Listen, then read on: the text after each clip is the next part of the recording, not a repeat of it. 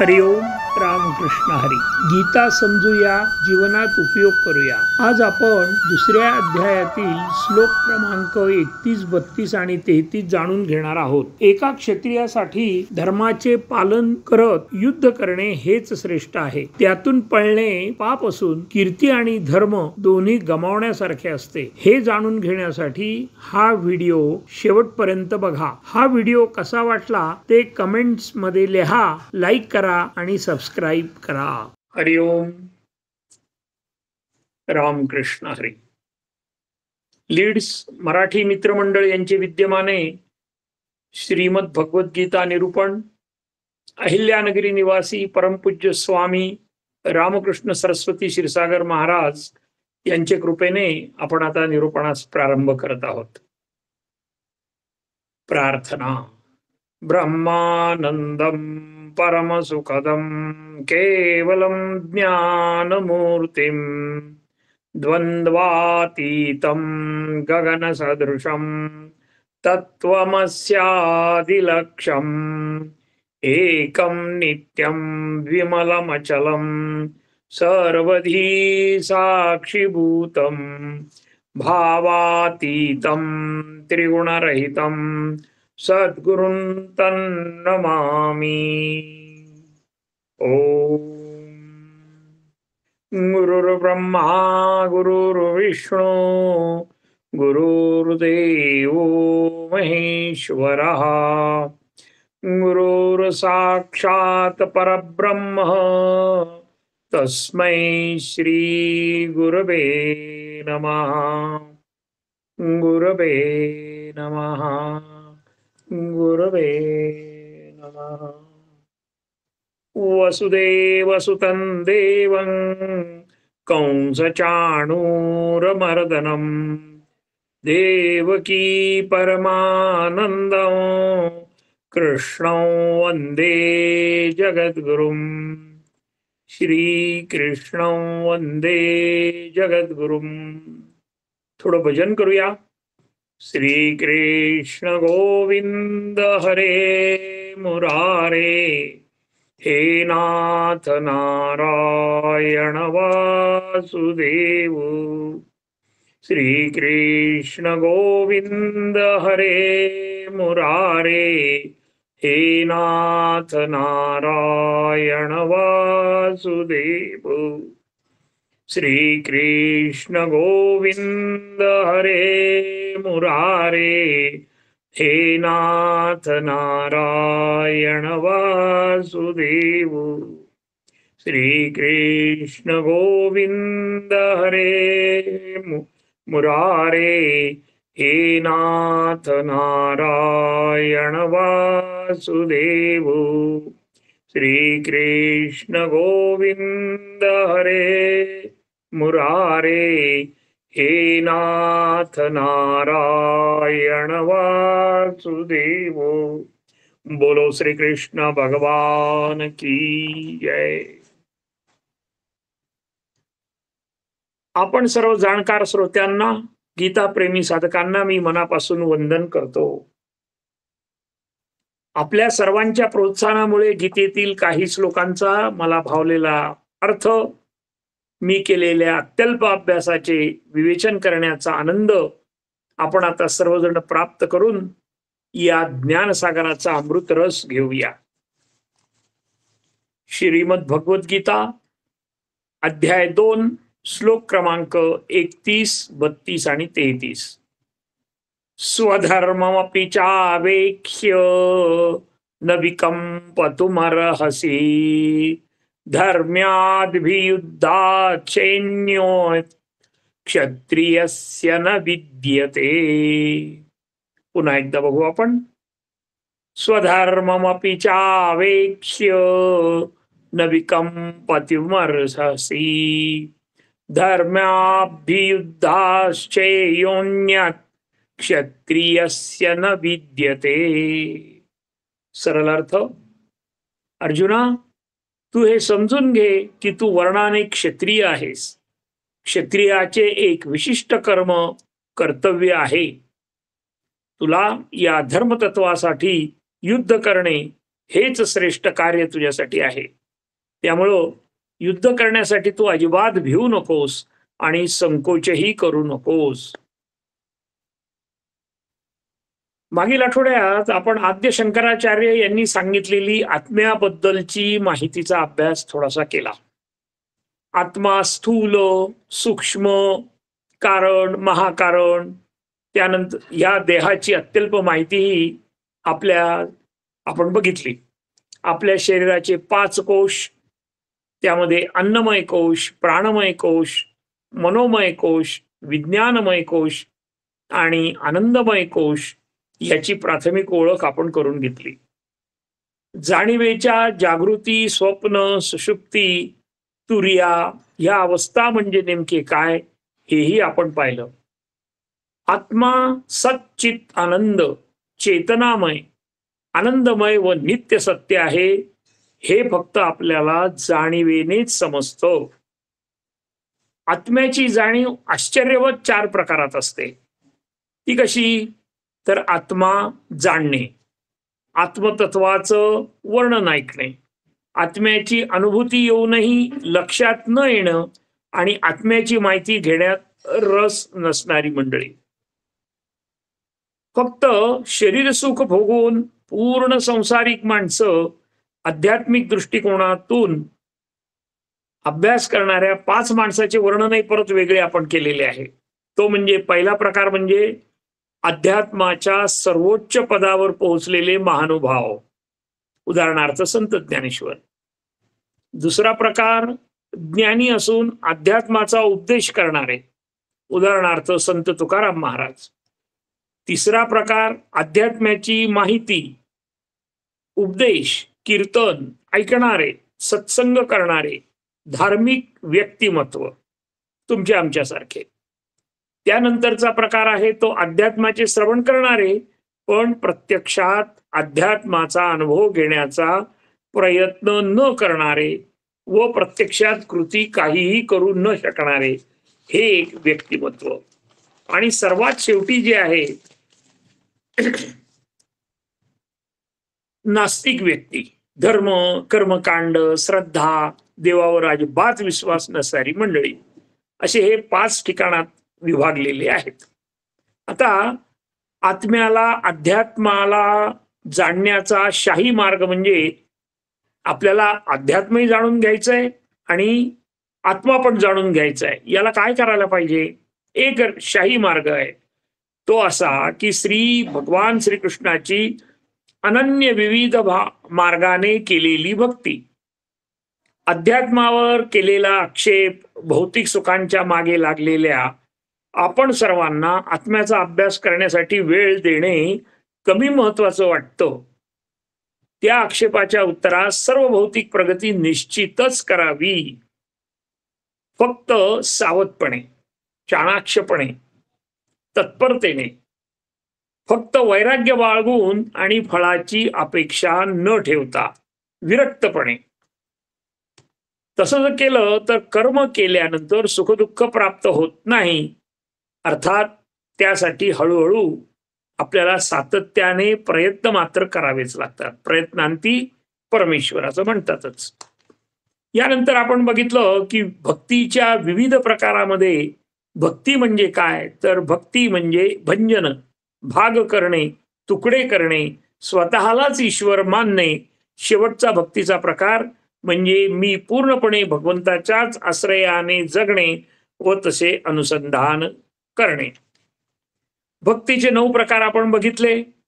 त्यामध्ये श्रवण, कीर्तन, स्मरण, पादसेवन, अर्चन, वंदन, दास्य, सख्य आणि आत्मनिवेदन हेही आपण बघितलेलं आहे.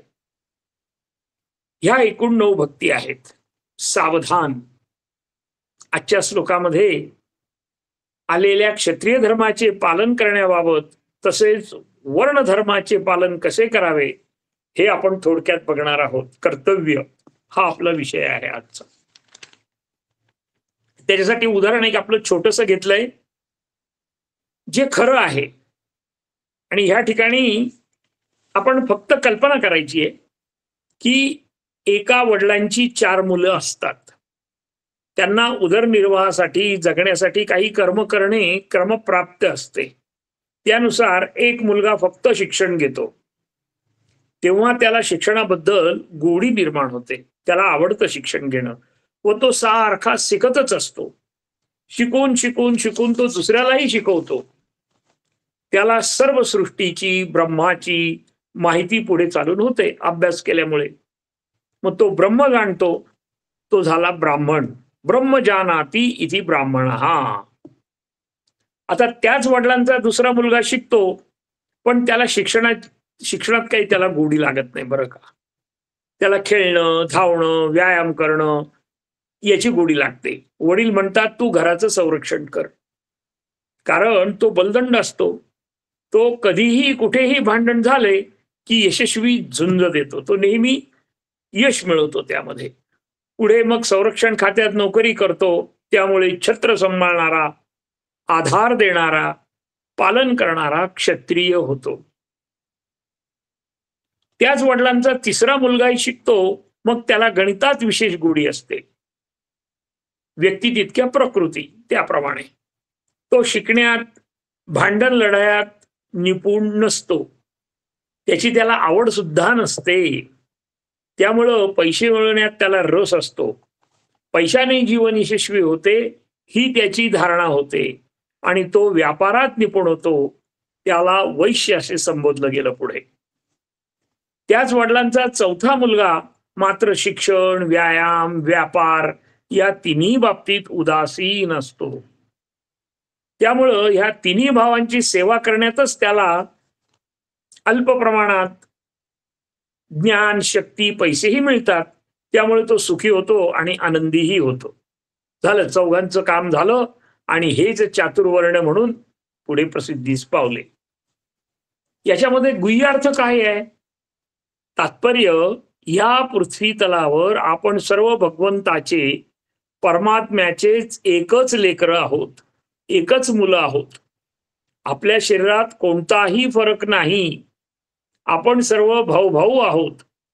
जो मनुष्य ह्या विचाराने ठामपणे जीवन जगतो, तेव्हा त्याच्या मनामध्ये जात भेद, वर्णभेद, शाखाभेद, धर्मभेद, लिंगभेद राहतच नाही. त्याचं मन निर्मळ होतं आणि तो नेहमी आनंदात आणि समाधानामध्ये राहतो. आपणही जगातील सर्व मनुष्य मात्रांना एकाच परमेश्वराचे मूळ आहोत असे समजून वागूया आणि सर्वांशी प्रेमाने वागणं हे आपलं कर्तव्य आहे. हे आपण विसरता कामा नये. त्यांनी काय होणार आहे? सगळीकडे शांती आणि आपल्याला सुद्धा आपल्या जीवनामध्ये शांती लाभणार आहे. मग त्यानंतर आता सविस्तर विचार केल्यानंतर काळाप्रमाणे काही आचारसंहिता ठरवण्यात आलाय. कसं वागायचं, प्रत्येकाने कसं वागायचं, प्रत्येक वर्णाने कसं वागायचं याबद्दल आपण थोडंसं बघूया.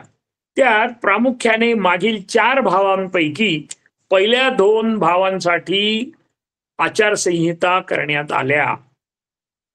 पहिल्या भावासाठी म्हणजे ज्याला ब्राह्मण म्हणून संबोधले गेले त्यासाठी अत्यंत कडक असे नियम बनवले गेले आणि दुसऱ्या क्षत्रिय भावासाठी काही नियम बनवले गेले, पण ते इतके कडक नव्हते.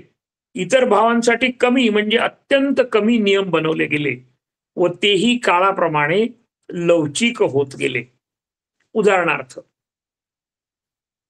तरुण ब्राह्मणाने चोरी केली तर त्याला 1 वर्षाची कैद होणार आणि क्षुद्राने मात्र जर चोरी केली तर त्याला फक्त 2.5 महिन्याची शिक्षा होणार.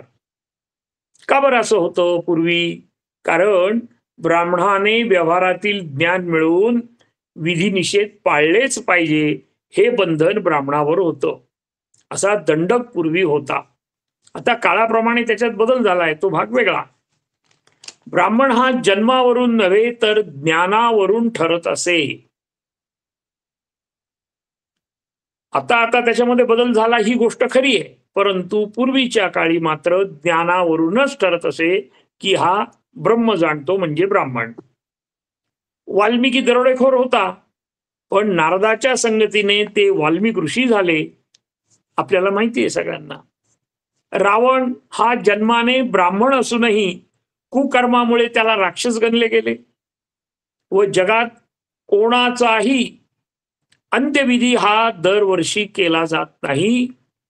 रावणाचे दहन मात्र दरवर्षी दसऱ्याच्या दिवशी मोठ्या उत्साहाने भारतात केले जाते. यावरूनच कर्मानुसारच वर्ण मानला जातो हे सिद्ध होते. ब्राह्मण वर्गाची 6 प्रमुख तत्वे व कर्मे स्पष्ट सांगितलेली आहेत. आपणच आपल्याला विचारायचं की मी ह्याप्रमाणे वागतो का? तर ब्राह्मणाचं पहिलं कर्तव्य असं आहे की शिकणं आणि शिकवणं. स्वतःही शिकायचं आहे, भरपूर अभ्यास करायचा आहे आणि दुसऱ्यालाही यथाशक्ती, यथामती, यथाबुद्धी, वेळेच्या उपलब्धतेनुसार त्याने शिकवलंच पाहिजे. मग घरच्या लोकांना शिकवा, शेजारी शिकवा, वगैरे वगैरे. दुसरं ब्राह्मणांचं कर्तव्य असं आहे की यज्ञ करणं आणि यज्ञ करून घेणं. मागच्या युगामध्ये यज्ञाला अत्यंत महत्व होतं. आता ते हळूहळू कमी झालेलं आहे. त्यानंतर दान घेणे आणि दान करणे. दान घेण्याचा सुद्धा ब्राह्मणाला अधिकार आहे आणि दान करावं हाही त्याचं कर्तव्य म्हणून निश्चितपणे झालेला आहे.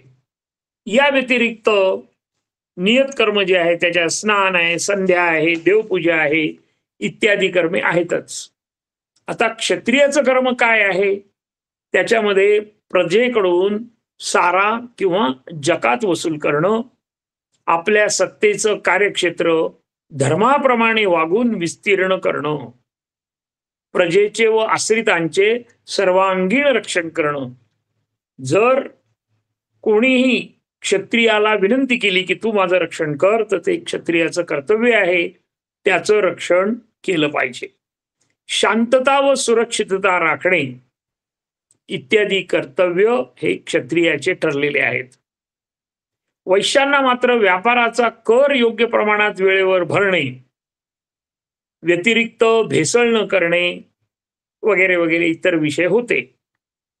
क्षुद्रांना विशेष नियम मात्र नव्हते. पात्रता पाहून, योग्य परिस्थिती पाहून, योग्य शिक्षणाद्वारे इतर वर्णामध्ये सर्वांना जात येता होते. त्याच्या कष्टावर ते अवलंबून होतं. आता अर्जुनाने क्षत्रिय धर्म पाळलाच पाहिजे हा भगवंतांचा आग्रहच होता. त्यासाठी गीतेचे प्रयोजन आहे. क्षत्रियांनी प्रसंगी प्राणाची आहुती देऊन आपला धर्म पाळला पाहिजे. महाभारत काळात क्षत्रिय वर्णाला जागून आपल्या प्राणांची आहुती देण्यामध्ये राजा जरासंधाचा प्रामुख्याने उल्लेख करावा लागतो.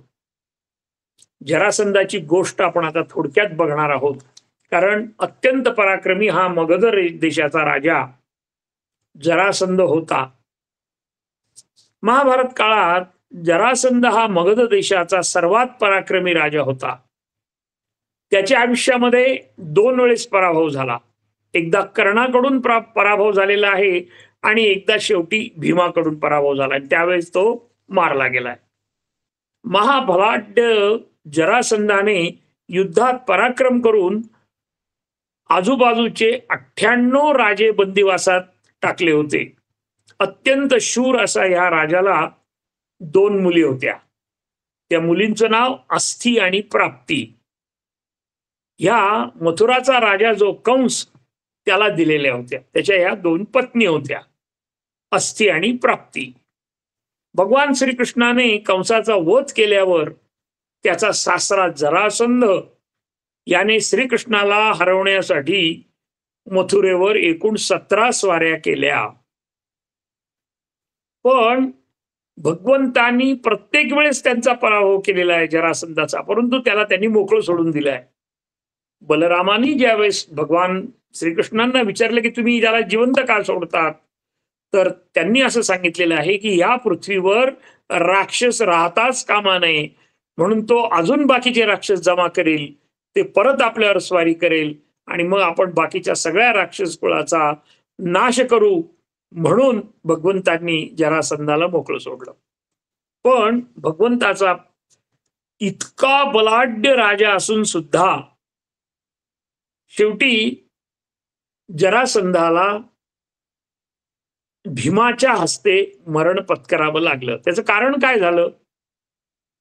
त्याचं सैन्य सगळ्यात जास्त होतं संपूर्ण भारतवर्षामध्ये. त्या काळामध्ये जरासंधाचं सैन्य अत्यंत मोठं होतं.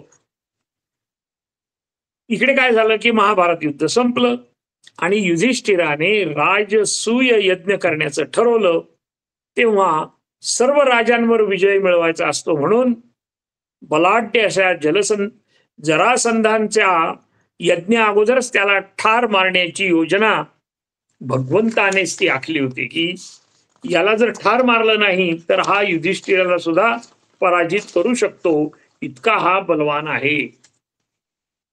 मग एका ब्राह्मणाच्या वेशामध्ये भीम आणि कृष्ण राजा जरासंधाच्या दरबारात गेले आणि क्षत्रियाचं कर्तव्य असं आहे की ज्यावेळेस त्याला आव्हान केलं जातं की माझ्याशी लढ, माझ्याशी युद्ध कर, तर त्याला क्षत्रियाला नाही म्हणता येत नाही.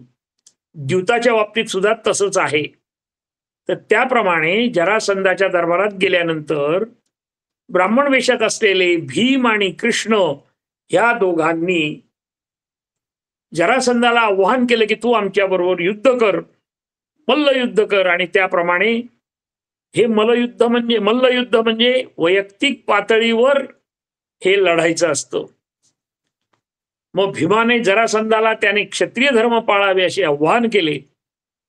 वास्तविकरित्या जरासंधाने ओळखलं होतं की हा ब्राह्मण नसून हा भीम आहे, परंतु तो आव्हान कोणीही दिलं तरी क्षत्रियाचं ते कर्तव्य आहे आणि क्षत्रियाच्या प्रमुख कर्तव्यातील एक युद्ध करून शत्रूचा नाश करणे हे असल्याने युद्ध करणारा ब्राह्मण नसून हा वेषांतर केलेला भीम आहे असे जरासंधाने ओळखले. तथापि क्षत्रिय धर्माचे पालन करून तो भीमाच्या हस्ते मल्लयुद्धामध्ये हारला व मृत्युमुखी पडला. मग ते मल्लयुद्धामध्ये श्रीकृष्णाने त्यांना मार्गदर्शन केलं. जरा नावाच्या एका राक्षसिणीच्या हस्ते तो त्याच्या जन्माची कथा थोडी वेगळी आहे, परंतु आपला उद्देश असा आहे की क्षत्रियाने आपलं कर्तव्य कुठल्याही परिस्थितीमध्ये सोडता कामा नये. आव्हान दिल्यानंतर युद्ध करायचंच, अशा पद्धतीचं जे आव्हान होतं ते आव्हान या ठिकाणी जरासंधांनी पत्करलेलं आहे. भले मग त्यावेळेस त्यांचा मृत्यू झाला तरी सुद्धा. आणि म्हणून प्रत्येकाने आपले वर्णाप्रमाणे कर्तव्य केलेच पाहिजे, हा नियम आम्ही लक्षात ठेवायचा आहे. अर्जुनाकडून युद्धाला नकार देणे हे धर्माविरुद्ध होते. म्हणूनच भगवंतांनी त्यांना तू न भीता संकोच न करता युद्ध कर असा उपदेश गीतेमध्ये केलेला आहे. म्हणून आपण सर्वांनी आपले कर्तव्य नेहमी आपण म्हणतो त्या बाबतीत की अत्यंत सावधपणे सत्सद विवेक बुद्धीला स्मरून शेवटच्या श्वासापर्यंत करावे. हेच ज्ञान आपणा श्रीमद भगवद्गीता शिकवते. आता आपण पुढील श्लोकाचा अभ्यास बघूया. यद्दश्रयाचोपपन्नम स्वर्गद्वारमपाप्लुतं सुखिनः क्षत्रियाः पार्थ लभन्ते युद्धमीदृशम्. यच्छद्रयाचोपपन्नं स्वर्गद्वारमपावृतं सुखिनः क्षत्रियाः पार्थ लभन्ते युद्धमीदृशम्. क्षत्रिय धर्माच्या दृष्टीने युद्ध करणे हा अर्जुनाचा धर्म असल्याने त्या कर्माचा त्याग करणं हे सर्व प्रकारचं अयोग्य असल्याचं सिद्ध करीत आहेत. या ठिकाणी कोण सिद्ध करतायत? भगवंत सिद्ध करतायत. कोणाला सांगतायत? अर्जुनाला सांगतायत. या श्लोकामध्ये हे कुंती अथवा पृथापुत्र अर्जुना,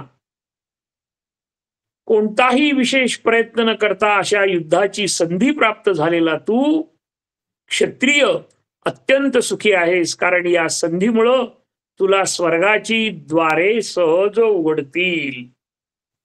मग याचं उदाहरण कोणतं आहे?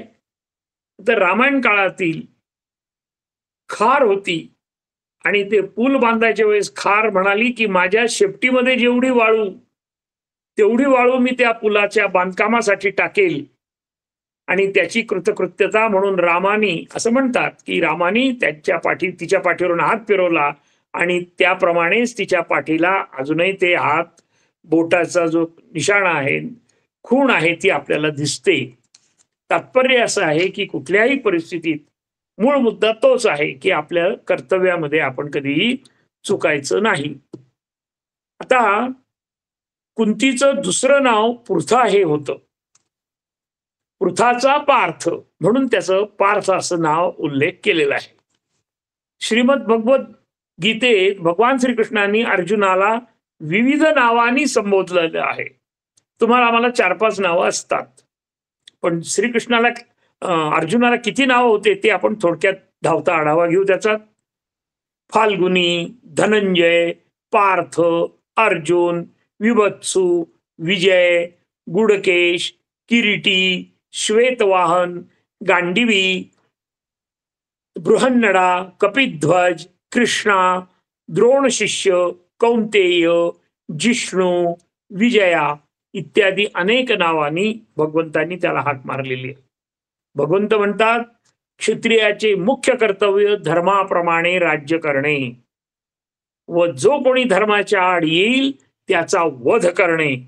ही ऐतीच संधी तुला चालून आली आहे, त्याचा तू पुरेपूर उपयोग करून घे व तू मोक्ष प्राप्त कर.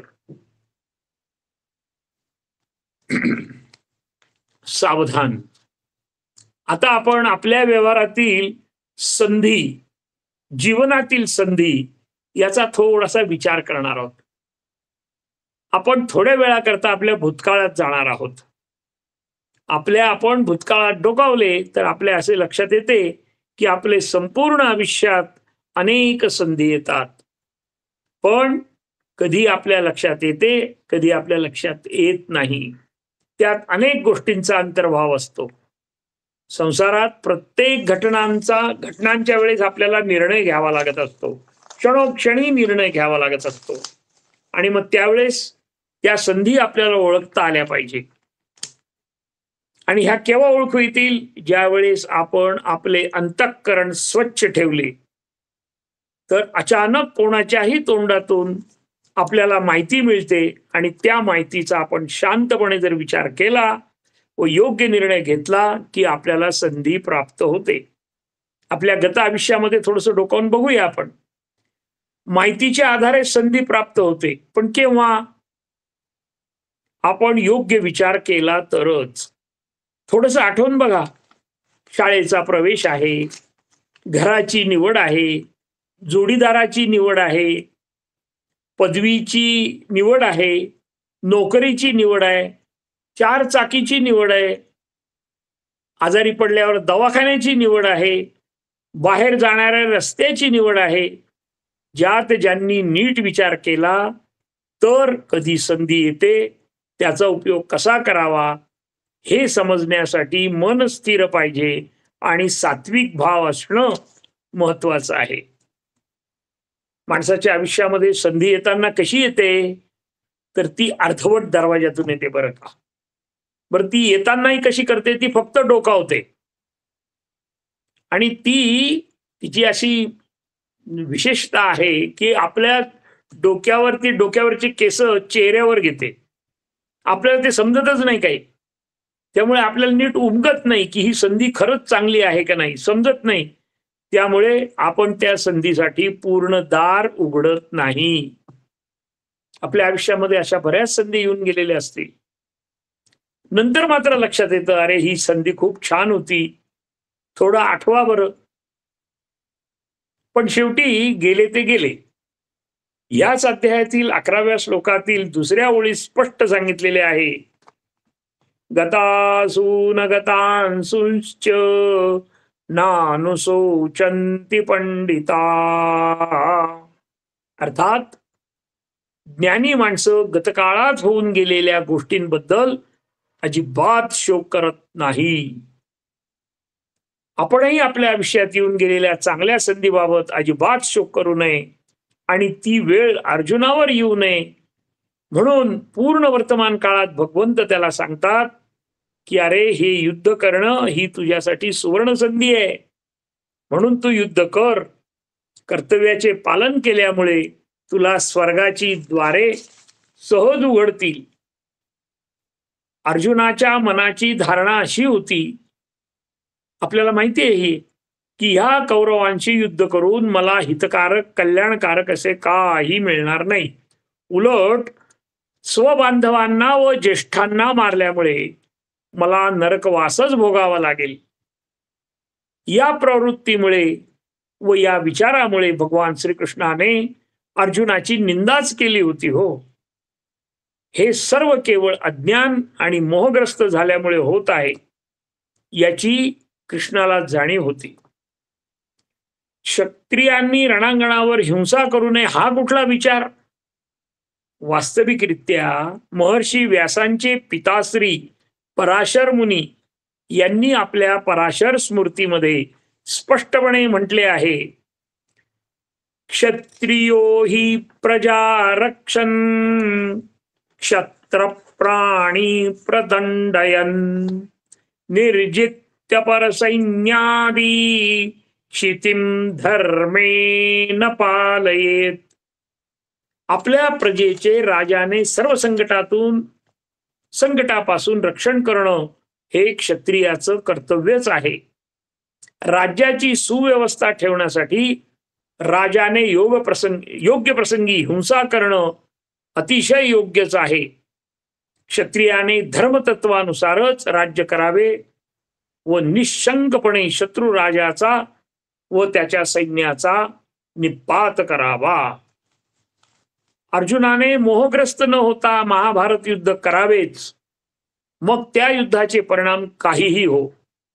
युद्धात पराजय होऊन अर्जुनाचा मृत्यू झाला तरी कर्तव्यात कसूर न केल्याबद्दल स्वर्गाचे सुख त्याला मिळेल, आणि युद्धात जय झाला तर हस्तिनापूरचे राज्य मिळेल आणि ते सर्व पांडव पृथ्वीवरचे राज्य मिळून सुखात राहतील. अर्जुनाने जर युद्धात माघार घेतली तर त्याचे दूर परिणाम काय होतील याचा आपण थोडासा आढावा घेऊ. मग आता ह्या संधी, पुन्हा आपण थोडस मागे जातोय, तर त्या संधीच्या संदर्भामध्ये आता आपण संधी कशी प्राप्त करून घ्यायची आपल्या वर्तमान काळातल्या जीवनामध्ये, त्या संदर्भामध्ये एक छोटीशी गोष्ट आपण बघणार आहोत.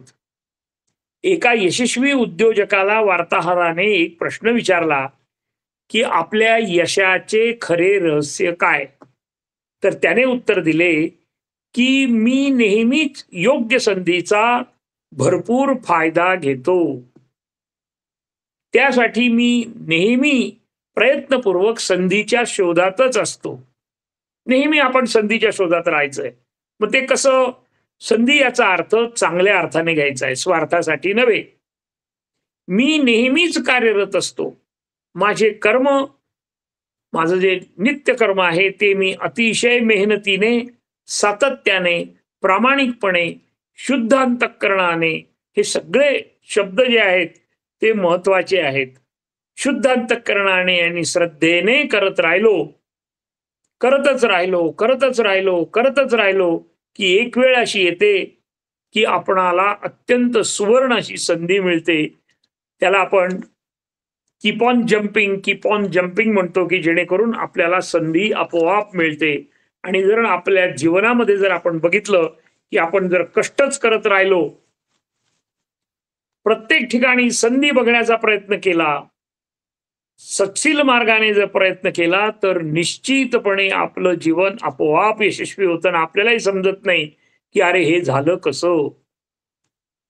पुन्हा आपल्या मूळ मुद्द्यावर येणार आहोत आपण, की अर्जुनाने माघार घेतली तरी कौरव त्यांच्याशी युद्ध करून त्यांचा वध करतील असं गृहीत धरू आपण. अर्जुनाने माघार घेतली, मग काय होणार आहे? तर कौरव त्याचा वध करतील. पर्यायाने अधर्माचा विजय होईल व धर्माला पराभूत व्हावे लागेल. क्षत्रिय धर्माचे पालन न केल्याने अर्जुनाला पापच लागणार आहे आणि परत अर्जुनाने आयुष्यभर केलेल्या पराक्रमाचे यश नामशेष होणार आहे, त्याची अपकीर्ती होणार आहे. धर्माच्या रक्षणासाठी अनेक राजे पांडवांच्या बाजूने जे लढाई करण्याची तयारी करून बसले होते त्यांचा विश्वासघात केल्याचं पातक सुद्धा अर्जुनाला लागणार आहे. महाभारताच्या शांती पर्वात पितामह भीष्म म्हणतात, सर्वोच्च मोक्षाच्या पदावर जाण्यासाठी फक्त 3 व्यक्ती योग्य आहेत: योगी, सर्वत्यागी संन्यासी आणि वीरमरण लाभलेला योद्धा. या ठिकाणी आपल्याला वीरमरण लाभलेला योद्धा याच्याकडे लक्ष द्यायचं आहे. म्हणूनच अर्जुनाने युद्ध करणे हीच गोष्ट सर्वतः योग्य आहे असे भगवंताचे स्पष्ट मत आहे. स्वधर्मासाठी अर्जुनाला आलेली संधी किती योग्य आहे याचे उदाहरण ज्ञानेश्वर महाराजांनी 2 दृष्टांतामध्ये आपल्याला दिले. एखादा मनुष्य काही कामानिमित्त रस्त्याने चाललाय आणि त्याला रस्त्यात अचानक चिंतामणी प्राप्त झाला. हा मणी दगड, परंतु त्याची विशेषता अशी आहे की तो ज्याच्याजवळ असतो त्याच्या सर्व चिंता ज्या आहेत त्या नष्ट होतात व त्याचे भाग्य आपोआप उजळते. कारण चिंतामणीला जो प्राप्त करून घेतो तो अत्यंत भाग्यशाली असतो अशी आपली धारणा आहे.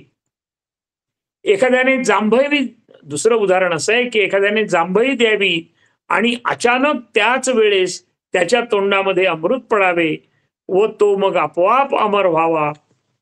अगदी त्याचप्रमाणे अर्जुनाला आपल्या क्षत्रिय धर्माप्रमाणे धर्मयुद्ध करण्याची सुसंधी चालून आलेली आहे. त्याचा त्याने पुरेपूर उपयोग करून घेऊन आपल्या जीवनाचे सार्थक करावे अशी भगवंत श्रीकृष्णाची तीव्र इच्छा आहे. आता आपण पुढील श्लोकाचा अभ्यास बघूया. अथ चेत्त्वमिमं धर्म्यं संग्रामं न करिष्यसि ततः स्वधर्मं कीर्तिञ्च हित्वा पापमवाप्स्यसि. पुन्हा एकदा. अथ चेत्त्वमिमं धर्मं संग्रामं न करिष्यसि ततः स्वधर्मं कीर्तिञ्च हित्वा पापमवाप्स्यसि. अर्थात भगवंत म्हणतात, अर्जुना, हे धर्मयुद्ध करण्यापासून जर तू परावृत्त झालास आणि स्वकर्म करण्यास निष्काळजीपणा केला तर तुला निश्चितपणे पाप लागेल आणि तू अगोदर मिळवलेली यशस्वी क्षत्रिय ही कीर्ती तू गमावून बसशील. अर्जुनाचा भूतकाळ हा अत्यंत प्रभावशाली होता. अर्जुनाने पारध्याच्या वेशात आलेल्या, त्याची परीक्षा घेण्यासाठी आले होते भगवान शंकर, त्यांचा सुद्धा युद्धामध्ये अर्जुनाने पराभव केला. त्यामुळे भगवंत अत्यंत प्रसन्न झाले व त्यांनी पाशुपत्यास्त्र नावाचे शस्त्र अर्जुनाला प्रदान केलेले आहे. गुरु द्रोणाचार्य ही अर्जुनाच्या एकनिष्ठतेने, एकाग्रतेने, सरलतेने अत्यंत आनंदी होऊन त्यांनी अनेक शस्त्र व अस्त्र अर्जुनाला दिलेली आहेत. त्यामुळे प्रत्यक्ष आपल्या गुरुचाही तो पराभव करण्यास सक्षम झालेला आहे. अर्जुनाचा पिता आणि देवांचा राजा इंद्र यांच्याकडूनही त्याने अनेक विद्या ग्रहण केलेल्या होत्या. थोडक्यात सर्व पांडवांमध्ये आणि त्या काळात, त्या परिस्थितीमध्ये, सर्व सैन्यांमध्ये, सर्व राजांमध्ये अर्जुन हा सगळ्यांचे आदराचा, कौतुकाचा आणि नम्रतेचा राजा होता. त्याच्या या सद्गुण व शौर्याने त्या काळी अर्जुनाची एक विशेष प्रतिमा होती. पण हे महत्वाचं वाक्य आहे बरं का, पण केवळ संजयाने युद्धाच्या काही तास अगोदर अर्जुनाचा बुद्धिभेद केला व तो बुद्धिभेद ही धृतराष्ट्राच्या सांगण्यावरून केला. असं म्हटलं जातं, सापाचं विष त्याच्या तोंडात असतं, विंचवाचं विष त्याच्या नांगीत असतं, पण दुर्जनाचं विष त्याच्या सर्वांगात भरलेलं असतं. त्याप्रमाणे धृतराष्ट्राने संजयाच्या मार्फत अर्जुनाच्या मनामध्ये बुद्धिभेद केलेला होता आणि त्यामुळे काय झालं तर अर्जुन मोहग्रस्त झाला. त्याला ज्येष्ठांना श्रेष्ठांना मारणं हे पाप वाटू लागलं. आपल्याला हे माहिती आहे सगळं. त्याचे हातपाय कंप पाहू लागले, हात थरथर कापू लागले, त्याच्या सर्व अंगाला घाम आला आणि त्याने आपले गांडीव धनुष्य जमिनीवर टाकले. हे सर्व कशाने तर केवळ बुद्धिभेदामुळे झाले. सावधान.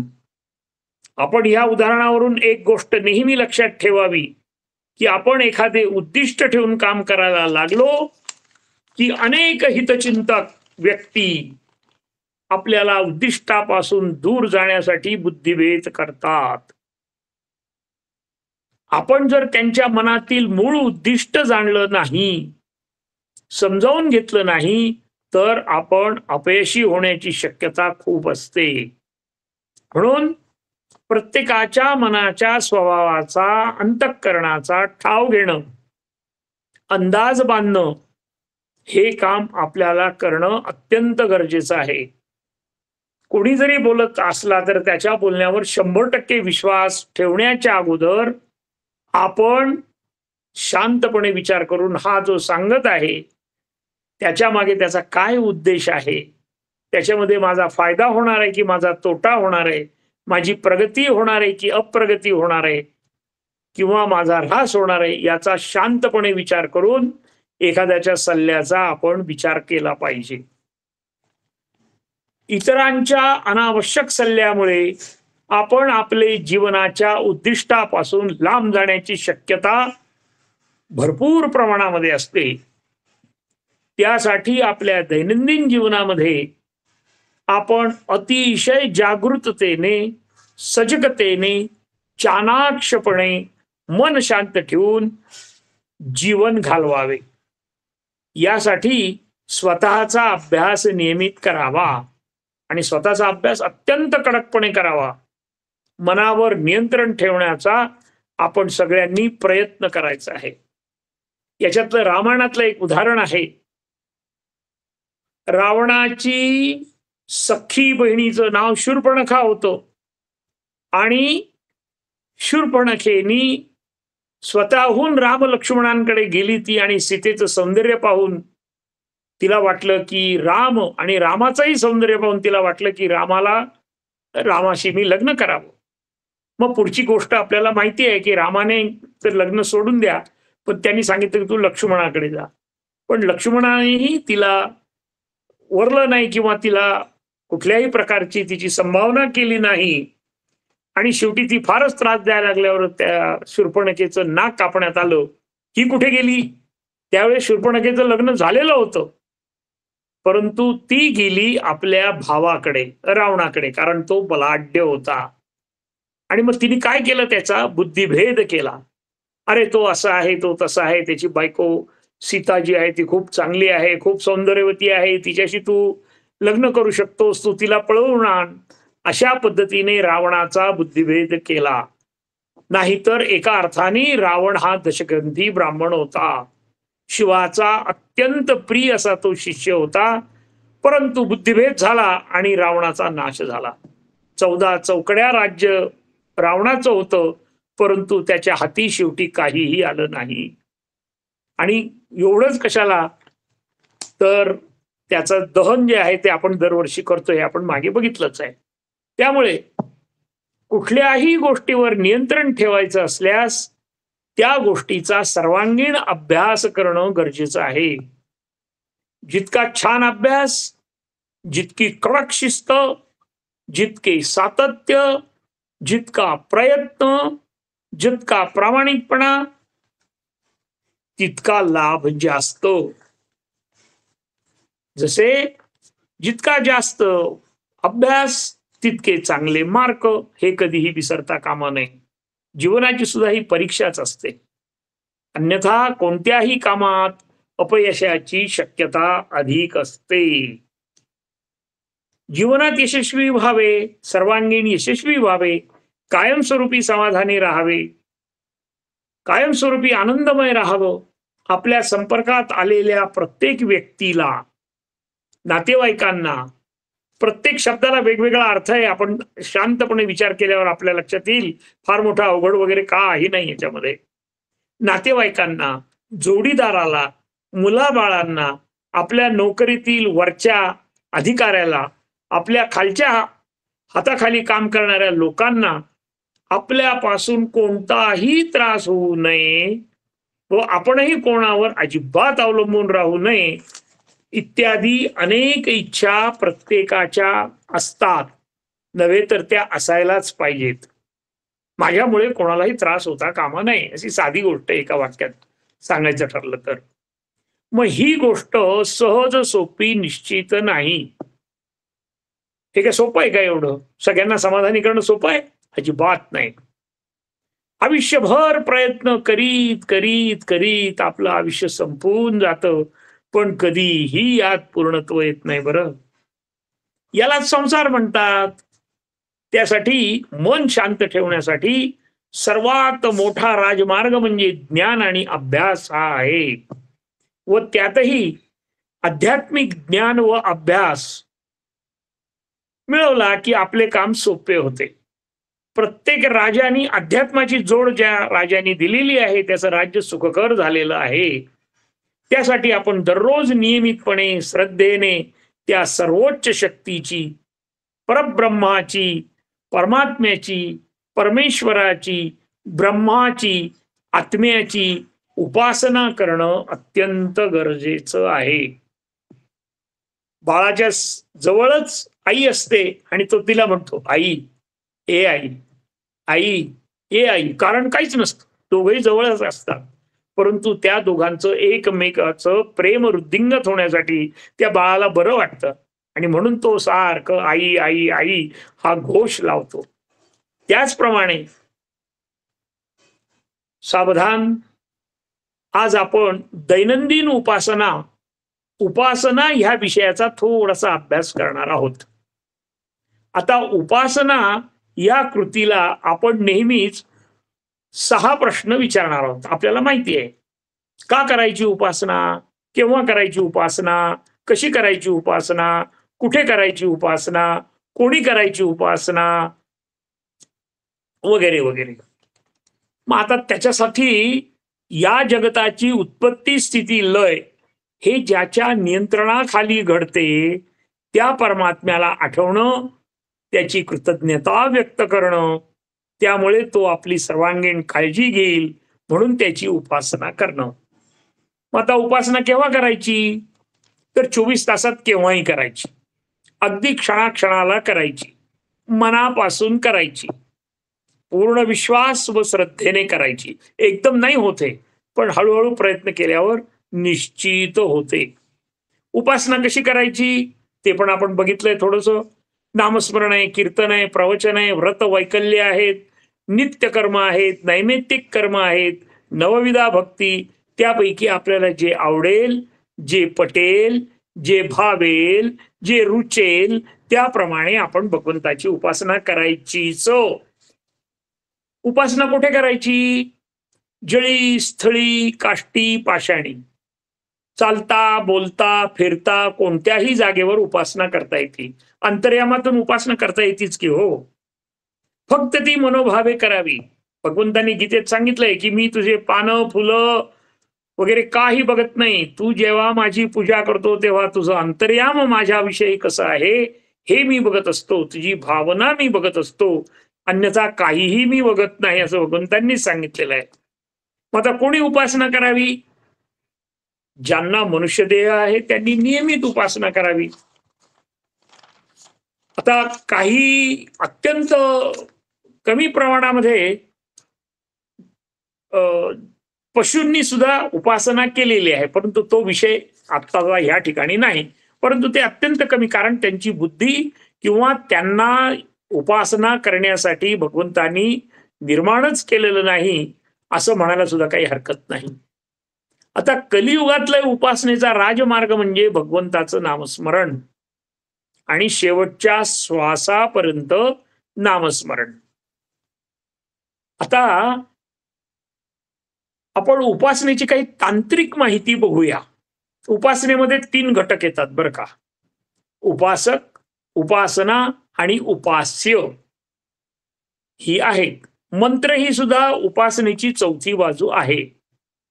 उपासक कसा असावा? तर त्याला अध्यात्म जाणण्याची तीव्र इच्छा असावी. त्याला जीवनामध्ये अलिप्तता निर्माण झालेली असावी. ही अलिप्तता एकदम निर्माण होत नाही, हळूहळू निश्चित होते. उपासना मुख्यत्वे सगुण किंवा निर्गुण या प्रकाराने असते. आपल्याला माहिती आहे प्रसिद्ध अभंग, तुझं सगुण म्हणू की निर्गुण रे. आता उपास्य देवता, उपास्य देवता ही व्यक्ती परत्वे, घराणे परत्वे, कुल परत्वे, वर्ण परत्वे वेगवेगळी असू शकते. जसे वैष्णव आहे, शैव आहे, शाक्य आहे, गाणपत्य आहे, इत्यादी इत्यादी. उपासनेच्या संपूर्ण प्रक्रियेमध्ये मूर्तीपूजा, नीतिमत्ता, सदाचार, गुरुमहिमा, शास्त्र प्रचिती, गुरुप्रचिती, सद्गुण, विधिनिषेध, सहिष्णुता, जीवनमूल्यांची धारणा आणि सर्वात शेवटी आत्म्याचा अनुभूती, आत्मानुभूती असं त्याला म्हणतो आपण. आता उपासना कशा प्रकारे केली जाते? ज्याला जे आवडेल ते त्याने करावं, त्यामध्ये अजिबात बंधन नाहीये. कोणाला नामस्मरणाने सुद्धा तरुण जाणारे वाल्मिकी ऋषींचं उदाहरण आहे आपल्याजवळ.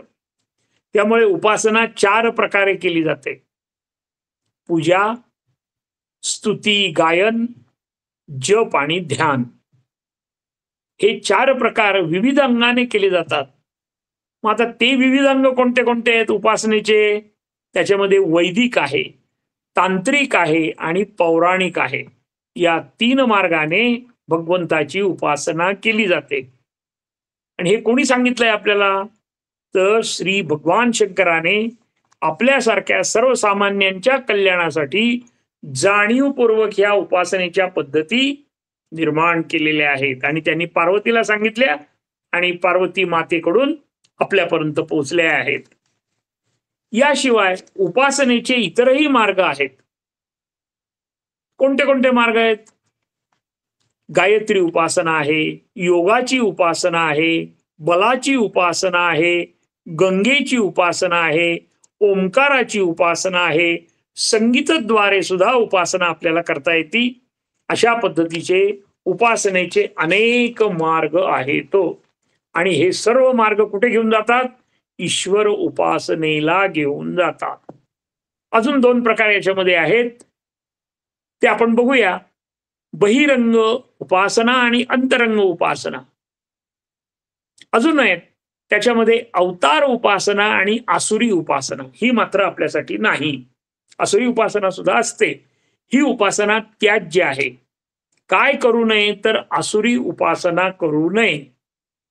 त्यानंतर देव, ऋषी, पितरांची उपासना हाही एक प्रकार आहे. मग आता देवाची उपासना आपल्याकडे 33 कोटी म्हणजे आपण ते नंबर बघतो, परंतु त्याच्यामध्ये 33 याचा अर्थ असा आहे, मूल देवता या 8 वसु, 12 आदित्य, 11 रुद्र, इंद्र व प्रजापती अशा एकूण 33 मूल देवता आपण सनातन धर्मामध्ये मानतो. ऋषींच्या सुद्धा 7 श्रेणी आहेत. ऋषींची सुद्धा आराधना केली जाते, उपासना केली जाते. त्याच्यामध्ये कोण आहेत? तर ब्रह्मर्षी आहे, देवर्षी आहे, महर्षी आहे, परमर्षी आहे, कांडर्षी आहे, श्रुतर्षी आहे आणि राजश्री आहे.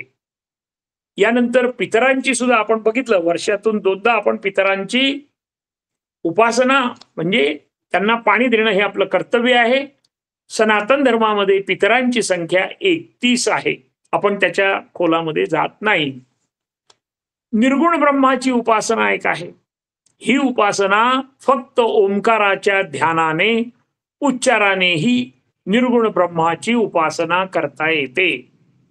म्हणजे आपल्या समोर भरपूर उपासनेचे मार्ग ठेवलेले आहेत. आपल्याला जी योग्य पटेल, भावेल, रुचेल, आवडेल ती करायची आहे. आणि याची टेस्टिंग घ्यायची आहे की माझं नामस्मरण केल्यानंतर मला बरं वाटतं का मला कीर्तन केल्यानंतर बरं वाटतं का मला देवाची षोडशोपचार पूजा केल्यानंतर बरं वाटतं का. आणि मग तीच एक ठरवून वारंवार वारंवार तीच पूजा आपण करावी, तीच उपासना आपण करावी, की जेणेकरून आपल्याला आनंद होईल. पंचसगुण ब्रह्मोपासना म्हणजे आद्य शंकराचार्यांनी 5 प्रमुख देवतेंची उपासना सांगितलेली आहे बरं का. कोणते 5 देव? विष्णू, शिव, देवी, सूर्य आणि गणपती. मग त्याचं पंचायतन असतं. इतर अनेक उपासना आहेत, त्यांच्या फक्त नावाचीच आपण माहिती घेणार आहोत आता. मग आता एवढ्या सगळ्या ऑप्शन आपल्या समोर दिलेत, आपल्याला जे आवडेल त्याच्यातली एक उपासना करायची आणि आपणच आपल्यावर अभ्यास करायचा आणि मग त्याप्रमाणे ती उपासना करायची. दररोज करायची, एका विशिष्ट जागेत ठेवून जागेवर बसून करायची जमलं तर. नाही तर मग ते काही आम्हाला वेळ जमत नाही, मग आम्ही करत नाही, असं मात्र अजिबात करायचं नाही. इतर अनेक उपासना आहेत, त्यांच्याबद्दलची आपण फक्त नावाचीच माहिती घेणार आहोत. त्याच्यामध्ये प्रतीक उपासना एक आहे, प्रतिरूप प्रतिमा उपासना आहे, भाव प्रतिमा उपासना आहे. याची सगळी माहिती आहे डिटेल, परंतु मर्यादेच्या काळाच्या मर्यादेप्रमाणे, वेळेच्या मर्यादेप्रमाणे आपण फक्त नावं ऐकून घ्या याची. निदान उपासना आहे, चिंतन उपासना आहे. आता चिंतन उपासनेचे सुद्धा 3 प्रकार आहेत. अंगवती उपासना, प्रतीक किंवा अन्यवती उपासना, निदानवती उपासना, अहंग्रह उपासना.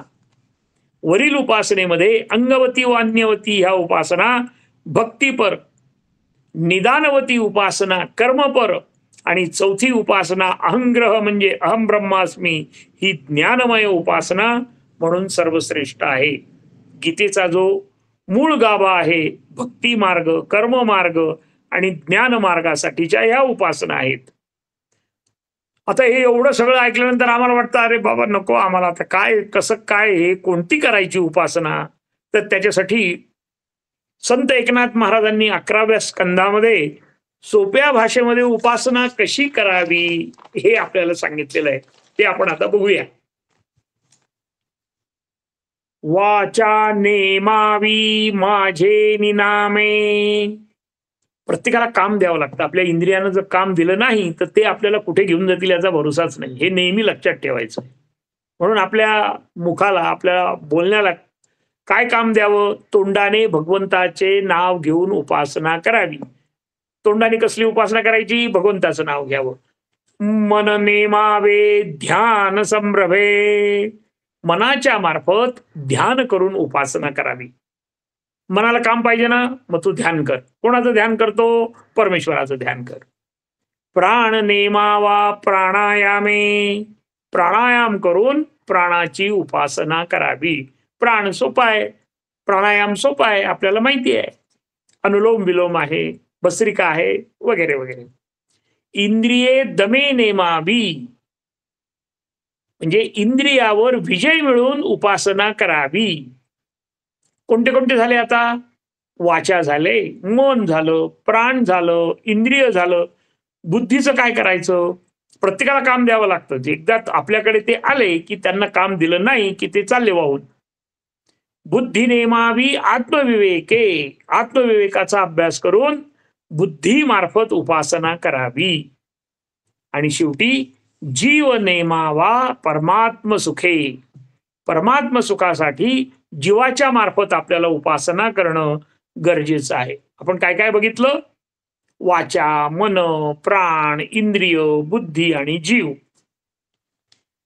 इतुकेन तू आवश्यके होशी कौतुके मद्रूप.